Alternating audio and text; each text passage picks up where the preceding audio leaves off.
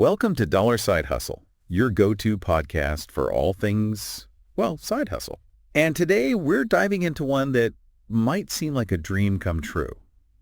Running a home daycare. You get to be your own boss, right? Yeah. Set your own hours, hang out with adorable kids all day. Right. Pretty sweet, huh? Yeah. But before you rush out to buy finger paints and, all those building blocks, Yeah. we need to take a closer look at what it really takes Yeah. to make this side hustle work. Yeah. And more importantly, make it profitable. Yeah. What's interesting is that a lot of people, I think, jump into this thinking it's easy money, right? Yeah. But it's a lot more than just playtime and cuddles. Yeah. There are real costs, regulations, and let's not forget the emotional demands of caring for other people's children. Yeah, absolutely. Okay, so let's play a little game, okay? Yeah, right. Let's pretend you are thinking about starting a home daycare. First big question. Can you actually make some serious cash doing this? You definitely can, Okay. but it's not a guarantee. Right. We've seen some providers pulling in a good amount, even Yeah. over $6,000 a month. Wow, okay. But that's after they've, figured out the formula, Right. how to manage costs, attract clients, and deal with those inevitable curveballs. Right, yeah. It comes with running any business. Okay, so maybe not a get-rich-quick scheme. Yeah. But let's say you're okay with that. Yeah. You're in it for the long haul. Yeah. What are some of the costs we need to factor in Okay. right off the bat? Well, imagine you're building this daycare from the ground up, right? Uh-huh. You're going to need staff, Yeah. especially as you grow and take on more kids. Okay, yeah. And you can't just hire anyone. Right. You've got those staff-to-child ratios to think about. Yeah. One adult for every 3 or 4 toddlers, for example. Okay. Then there's, making sure you're paying everyone a fair wage. Yeah. One provider we looked at actually chose to pay above minimum wage, Wow. even though it ate into their profits because they felt it was, just the right thing to do. Wow, so even before we open the doors, we're already thinking about, ethical choices and And balancing the books. it- Talk about a reality check. Exactly. And speaking of balancing the books, let's not forget about insurance. Liability insurance. Mhm. It's a must-have for any daycare, and it can be surprisingly expensive. How expensive are we talking? Give us the scary numbers. Hold on to your hats. Sorry. One provider mentioned paying $12,000 a month. Whoa. Now, that's probably on the higher end, Yeah. but it illustrates just how much is at stake. Right. You're responsible for these little humans Yeah. and the potential for accidents and lawsuits. Right. That's a reality you have to prepare for. Okay. And that high cost is partly why daycare is so expensive for parents. Oh, okay. Yeah. It's a bit of a domino effect. Okay, I'm starting to understand why that daycare owner in our research was found crying outside a grocery store at midnight. Right. It's not all rainbows and sunshine. You've got to be ready for the long hours Yeah. and the pressure, that comes with this kind of responsibility. All right, so we got staff and insurance. Mm-hmm. What else is going to drain our bank account before we even get started? Well, think about the space itself, right? Yeah. Whether you're renting or own your home, you've got to factor in the cost of creating a safe and stimulating environment for the kids. Okay. We're talking dedicated play areas, enough square footage per child, Yeah. and potentially even some renovations to meet specific safety codes. Right, and those codes can get pretty specific, right? Yeah. Like that story about the provider who had to shell out $100,000 Right. just to upgrade their AC system Right. because the building was older. Who knew AC units I know. could be such a daycare deal breaker? Right. It's those hidden costs Yeah. that can really sneak up on you. Yeah.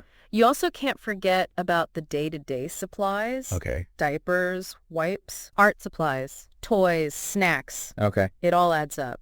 So it sounds like we need to get creative with our budgeting. Any tips from the pros on how to, save some cash? Absolutely. Yeah. We saw some providers who were absolute masters Yeah. at finding deals and repurposing materials. Okay. They were hitting up thrift stores, joining those buy nothing groups online, Right. and even reaching out to local businesses for donations. Wow. Okay. It's amazing what you can do with a little resourcefulness. Okay, so we got our space, we got our staff, we got our supplies. What's next on our to-do list? This is feeling like a lot of work already. And we haven't even gotten to the paperwork yet. Oh. Buckle up because it's about to get official. Licensing and regulations are where things can get a bit tricky. Uh-oh, that doesn't sound good. Don't worry, it's manageable.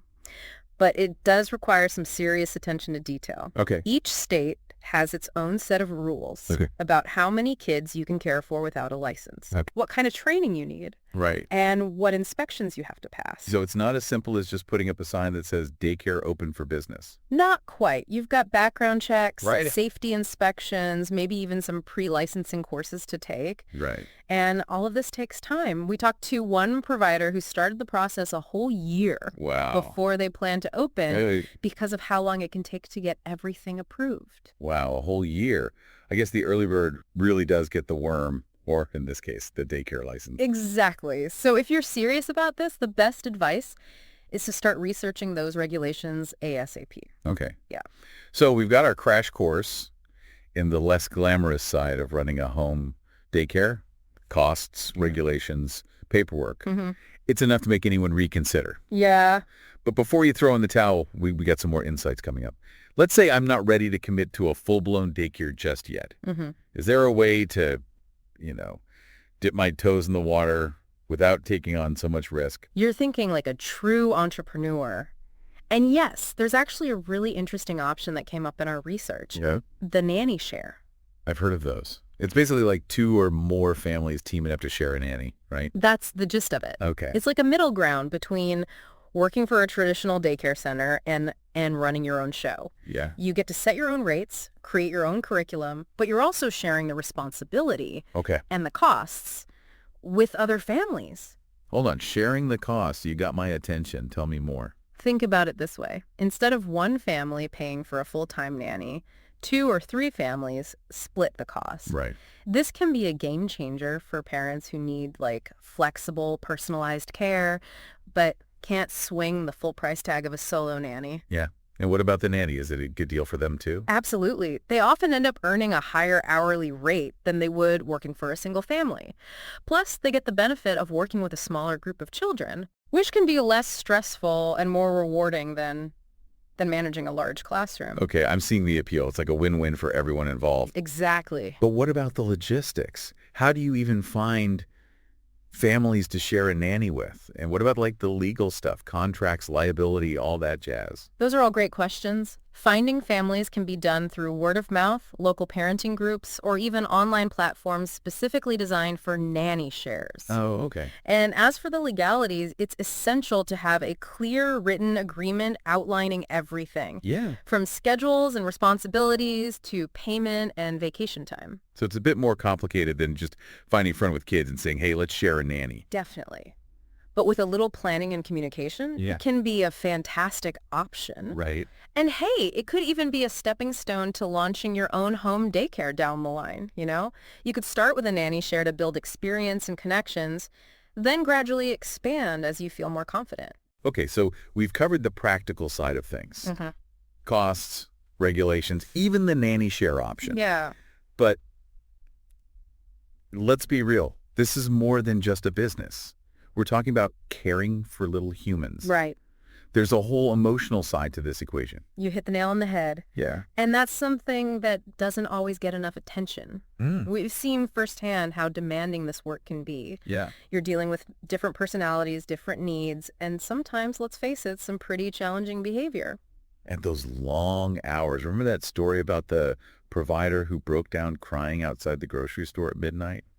That really stuck with me. It's a powerful reminder that burnout is a real risk in this profession. Yeah. You're constantly on, even when you're not technically working. You're thinking about lesson plans, worrying about a child who's having a tough time, maybe even fielding late night calls from parents. Right. It's a lot to handle. So how do you avoid becoming another daycare burnout statistic? Right. What are the secrets to staying sane in this line of work? The providers who seemed to thrive in this environment were the ones who were incredibly intentional about setting boundaries and prioritizing self-care. Okay. They had clear policies in place, communicated their expectations to parents up front, and made sure to carve out time for themselves to recharge and de-stress. So it's not just about loving kids. It's also about loving yourself enough to create a sustainable work-life balance. Exactly. And it's about recognizing that you can't pour from an empty cup. Right. You have to take care of yourself to be able to take care of others. But let's not forget about the flip side. Despite the challenges, there's obviously something about this work that keeps people coming back for more. Mm-hmm. What is it about running a home daycare that's so rewarding? For many providers, it's about more than just a paycheck. It's about making a difference in the lives of children. Yeah.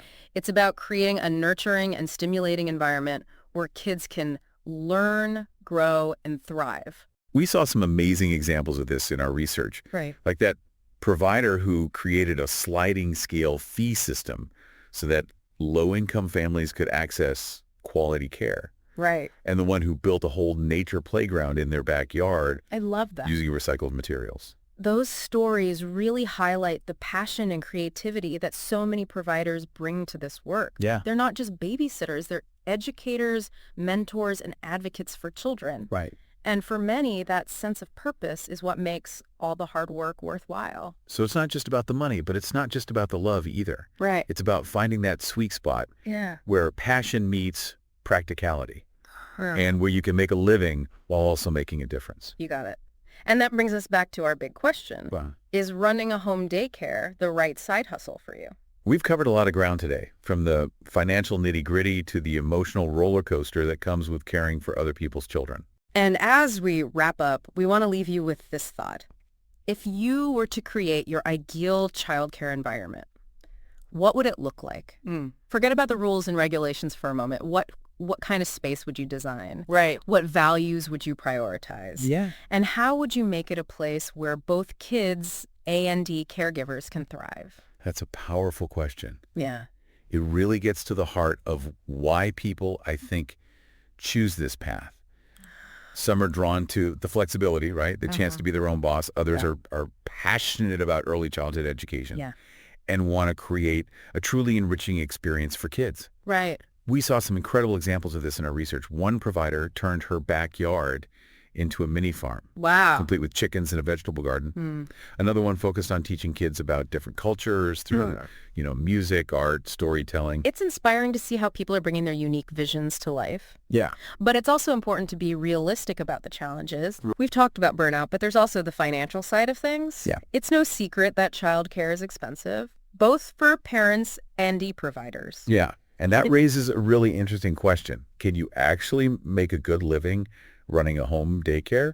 Or are you always going to be kind of scraping by? That's the million-dollar question, isn't it? Yeah. And the answer, unfortunately, is not so simple. Right. It depends on a lot of factors. Your location, your costs, the rates you can charge, and how efficiently you run your business. Right. We saw a lot of discussion in the sources about this balancing act between providing quality care and making ends meet. Yeah, It's like this constant tug of war it is. between what parents can afford to pay Right. and what providers need to earn a decent wage. And that tension is at the heart of the childcare crisis that we're seeing Yeah. in many parts of the country. Right. Parents are struggling to find affordable, high-quality care, Yeah. while providers are burning out, trying to make it all work on razor-thin margins. So what's the solution? How do we create a system that's fair and sustainable Right. for everyone involved? That's the big question, and there's no easy answer.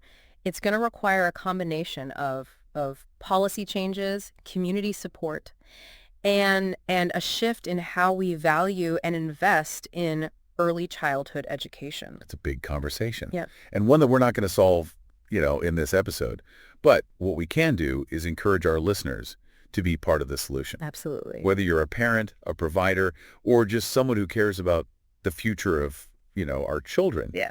There are things you can do to make a difference. Yeah. Advocate for better policies, support local daycares, and most importantly, start talking about these issues. Yeah, get those conversations going. Because at the end of the day, this isn't just about childcare. It's about investing in the next generation, creating a world where all children have the opportunity to thrive. And on that note, we want to thank you for joining us on this deep dive into the world of home daycares. We've explored the challenges, the rewards, and the big questions that come with this unique side hustle. If you're considering this path, we hope this episode has given you some valuable insights and food for thought. And even if you're not planning to open a daycare anytime soon, we hope you've gained a deeper appreciation for the hard work and dedication of those who care for our youngest citizens. Before we sign off, we want to remind you to like and subscribe to our channel for more deep dives into the world of side hustles. And be sure to check out the links in our show notes. We've got some great resources on everything from starting a business to managing your finances. Full disclosure, those are affiliate links. which means we earn a small commission if you make a purchase.